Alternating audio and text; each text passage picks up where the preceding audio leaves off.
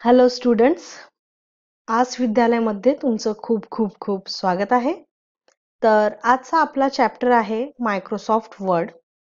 तर मायक्रोसॉफ्ट वर्डमध्ये आपण विविध टॅब्स बघितले. Home tab, insert tab, page layout tab आणि तसंच मायक्रोसॉफ्ट वर्डचे आपण उपयोग पाहिले वेगवेगळ्या क्षेत्रात.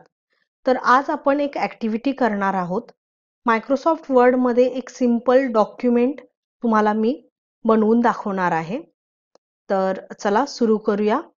मी मायक्रोसॉफ्ट वर्ड 2019 यूज करते. तर ज्यावेळी आपल्याला न्यू डॉक्युमेंट घ्यायचं असेल त्यावेळी आपण फाईल टॅबमध्ये जातो आणि इथून तुम्ही न्यू डॉक्युमेंट घेऊ शकता. आणि ओपन म्हणजे आपण जर काही सेव्ह करून ठेवलं असेल तर ते आपण करू शकतो. तर इथे काही सॅम्पल फाइल्स पण आहेत, त्या पण आपण यूज करू शकतो. जसे कॅलेंडर, क्रिएट,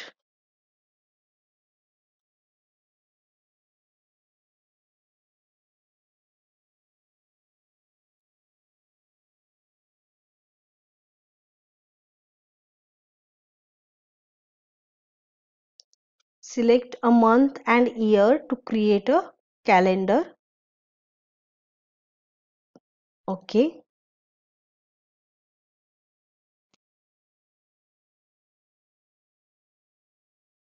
तर असे आपण सॅम्पल पाहू शकतो. इथे तुम्ही ऑक्टोबरचं कॅलेंडर पाहू शकता.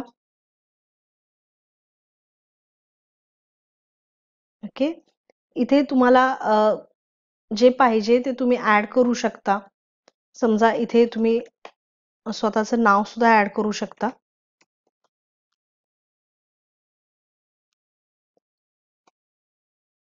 काहीही तुमच्या इच्छेनुसार लिहू शकता. इथे फोटो वेगळा तुम्ही चेंज करू शकता. तर अशा पद्धतीने कॅलेंडरचं तुम्ही डिझाईन बनवू शकता. ओके. तर अशा रेडीमेड डिझाईन्स तुम्हाला मिळतात वर्डमध्ये. तर आपण आता वेगळं डॉक्युमेंट बनवूया. ओके. तर हे जस्ट सॅम्पल दाखवलं की आपण कसं रेडीमेड डिझाईननी कॅलेंडर बनवू शकतो, कव्हर पेज बनवू शकतो. समजा तुमच्या प्रोजेक्टचं जर कव्हर पेज असेल तर ते सुद्धा तुम्ही बनवू शकता. तर आता नॉर्मल आपण एक पॅराग्राफ टाईप करूया. तर मी नेचर बद्दल एक कोट करते टाईप. तर ॲलिस वॉकरचा एक मी कोट इथे टाईप केला. तर इथे तुम्ही पाहू शकता आपल्याला हे जे फॉन्ट आहे तो खूपच छोटा वाटतोय. तर यासाठी आपण या फॉन्टला मोठं करू, याची साईज आपण वाढवू, याचा कलर आपण चेंज करू. इथे तुम्हाला बरेचसे कलर्स मिळतात. तर हे कलर तुम्ही चेंज करू शकता, बोल्ड करू शकता आणि साईज थोडीशी मोठी करू शकता. ओके. आणि हे जे आपलं टायटल आहे याला आपण आणि थोडंसं चांगलं डेकोरेटिव्ह टेक्स्ट करू शकतो. इथे तुम्ही पाहाल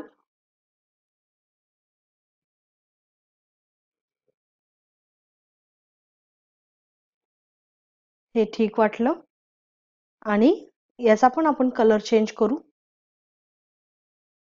बोल्ड करू. ओके.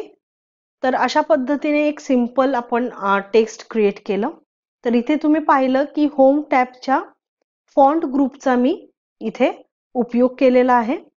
तसेच जर समजा तुम्हाला हे टेक्स्ट जे आहे ते हायलाइट करायचं असेल तर तुम्ही इथे पाहू शकता. टेक्स्ट सिलेक्ट केल्यानंतर इथे हा बार दिसतो, याला म्हणतात मिनी टूल बार. ओके. याला म्हणतात मिनी टूल बार. तर इथे पण टेक्स्ट हायलाइटर आहे. तुम्ही अशा पद्धतीने हायलाइट करू शकता. इथूनच तुम्ही साईज पण चेंज करू शकता.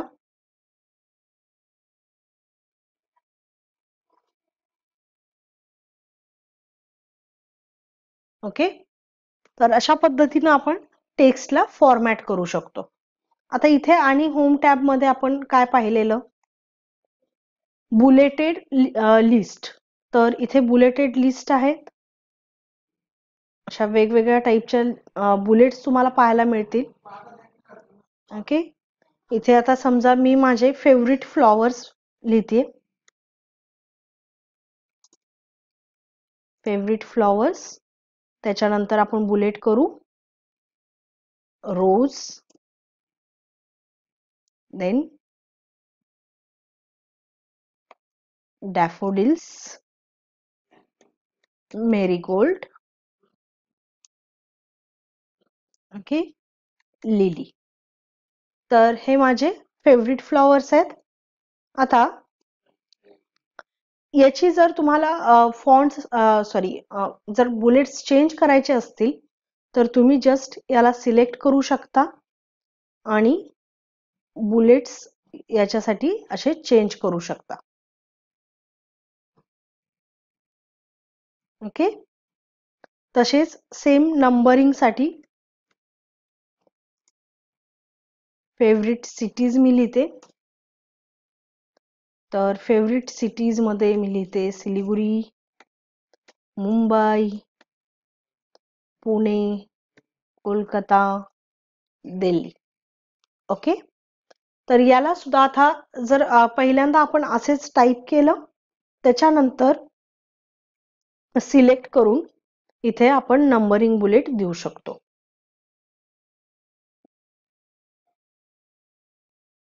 ठीक आहे, याचा कलर तुम्ही चेंज करू शकता.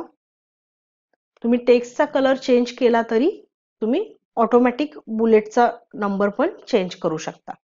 ओके, तर अशा पद्धतीने आपण पाहिले bulleted list, numbered list, then highlighter. तर याच्यामध्ये आता समजा आपल्याला जर लाईन स्पेसिंग द्यायचं असेल तर सिलेक्ट करायचं आणि लाईन स्पेसिंग. ओके, आता आपण इन्सर्ट टॅबचे काही फीचर्स बघूया. तर इन्सर्ट मध्ये जसे आपण पाहिलेले शेप्स,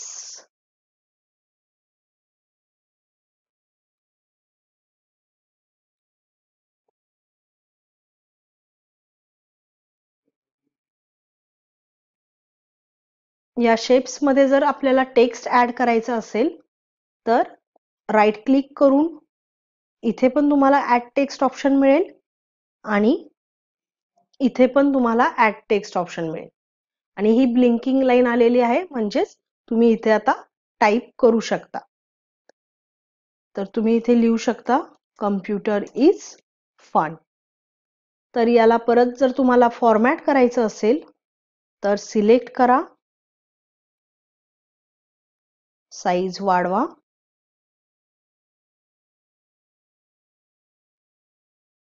या शेपची पण साईज आपण वाढवू शकतो.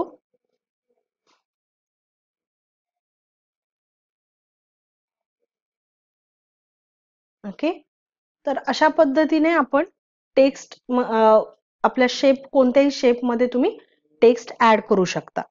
ओके, तर हे काय आहे, हे आहे clear all formatting. Clear all formatting म्हणजे तुम्ही पाहू शकता या टेक्स्टला किंवा याला आपण जर सिलेक्ट केलं, क्लिअर फॉर्मॅटिंग केलं, तर या टेक्स्टला आपण कलर केलेला, त्याची साईज वाढवलेली, हे सगळं चेंज होऊन टेक्स्ट नॉर्मल मध्ये येईल. ओके, याला म्हणतात क्लिअर फॉर्मॅटिंग. आता नेक्स्ट आपल्या इन्सर्ट मध्ये काय आहे पाहू. शेप्स मध्येच स्माइली तुम्ही ऍड करू शकता, कलर करू शकता.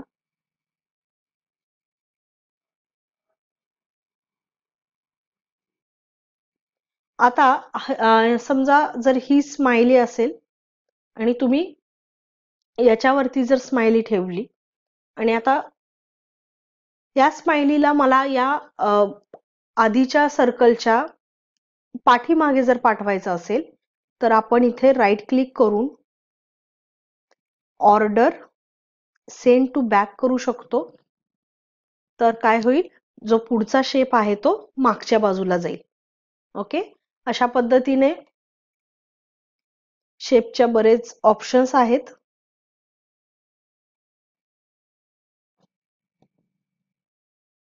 Order, bring forward, send backward. Okay, तर तुम्ही इन्सर्ट मध्ये बरंच काही बनवू शकता.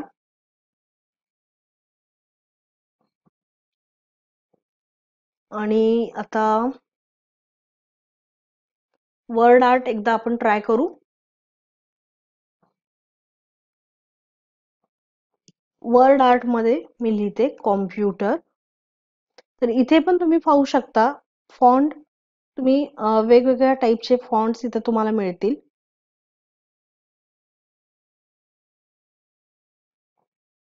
तुम्ही कोणताही एक फॉन्ट इथे सिलेक्ट करू शकता.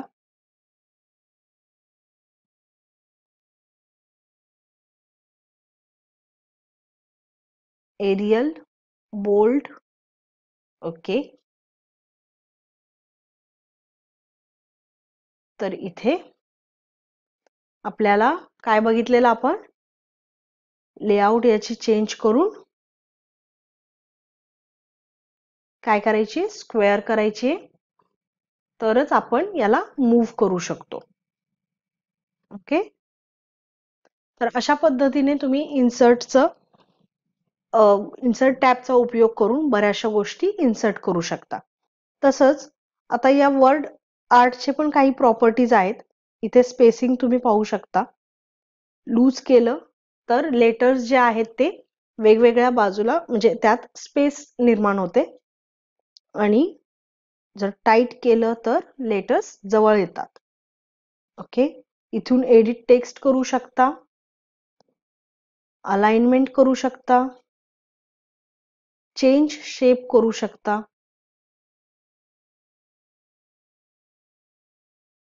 ओके, तर अशा रीतीने तुम्ही वेगवेगळ्या पद्धतीने आपले डॉक्युमेंट डिझाईन करू शकता.